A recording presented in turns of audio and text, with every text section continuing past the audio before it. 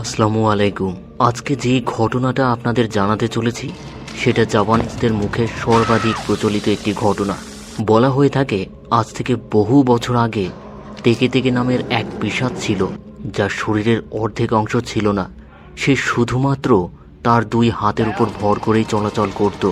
যদি কেউ একা একা সন্ধ্যার পরে ট্রেন স্টেশনের আশেপাশে ঘোরাফেরা করে তাহলে ওই পিশাচটি তার পিছু নেয়।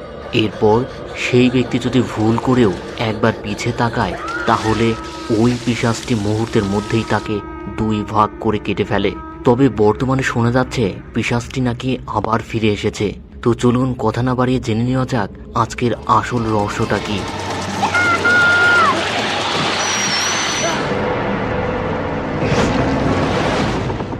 গল্পের শুরুতেই বাসের ভেতরের দৃশ্য দেখানো হয়, যেখানে কয়েকটি বাচ্চা খেলতে খেলতে তেকে তেকের গল্প বলছিল। সামনেই বসা ছিল এক ভদ্র মহিলা, যিনি সারাদিন অফিস করে বাসায় ফিরছিলেন। তিনি বাচ্চাদের অতিরিক্ত চেঁচামেচি ও দুষ্টামির জন্য বেশ বিরক্ত হচ্ছিলেন। এক পর্যায়ে তিনি বাচ্চাদের ওই উদ্ভট গল্প বলতে নিষেধ করেন, কিন্তু বাচ্চারা তার কথায় তেমন পাত্তাই দেয় না। এইভাবে চলতে চলতে মহিলাটি একটি প্ল্যাটফর্মে এসে নেমে যায়। তারপর সেখানের একটি রেল লাইনের ওভারপাস ধরে রাস্তা পার হচ্ছিলেন। হঠাৎ তিনি পেছন থেকে একটি অদ্ভুত শব্দ পায় এবং সেই সাথে তার গায়ে একটি দমকা হাওয়া লাগে। শব্দটা এমন যেন কেউ হাতের উপর ভর করে হাঁটছে। সে প্রথমে তেমন একটা কিছু মনে না করলেও একটু পর সে বুঝতে পারে শব্দটি তার একদম কাছাকাছি। তখন তার একটু ভয় জন্মায়।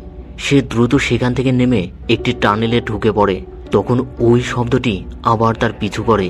এবার মহিলাটি ভয়ে সামনের দিকে দৌড়াতে থাকে। সেই মুহূর্তে তার পিছে একটি ছায়াকে দৌড়াতে দেখা যায়। তবে এই ছায়াটি আর কারো নয়, স্বয়ং তেকে তেকের। মহিলাটি দৌড়াতে দৌড়াতে একটি জায়গায় লুকিয়ে পড়ে। তখন তেকে তেকে তাকে খুঁজে না পেয়ে সেখান থেকে চলে যায়। মহিলাটি কিছুক্ষণ অপেক্ষা করার পর বুঝতে পারে আশেপাশে শব্দটি আর নেই, তাই সে স্বস্তির নিঃশ্বাস ছেড়ে বেরিয়ে আসে। ঠিক সেই মুহূর্তে আবার পিশাচটি এসে তাকে দুই ভাগ করে কেটে ফেলে। এই ঘটনার কিছুদিন পর জাপানের একটি স্কুল দেখানো হয়। সেখানে কানাসামা নামের একজন স্টুডেন্ট তার বেস্ট ফ্রেন্ড আয়াকার সাথে লাঞ্চ করছিল। তখন আয়াকা কানাকে একটি ছেলেকে দেখায়, যার নাম ছিল উৎসুমি কেইতা।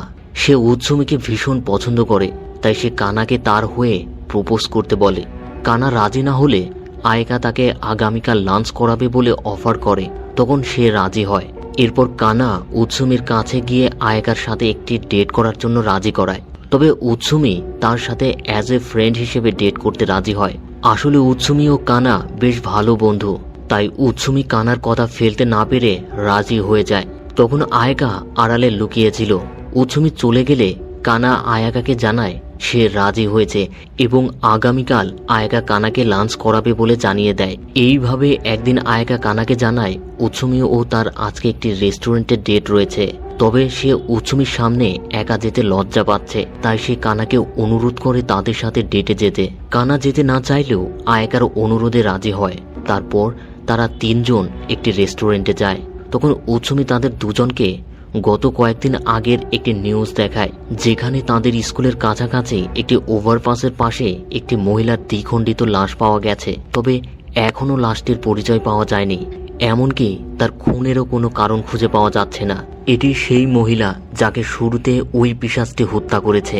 উৎসুমি তাদের বলে লোকমুখে শোনা যাচ্ছে এটি নাকি ওই পিশাচ তেকে তেকে করেছে। তখন আয়াকা বলে সে তেকে তেকের ব্যাপারে শুনেছে।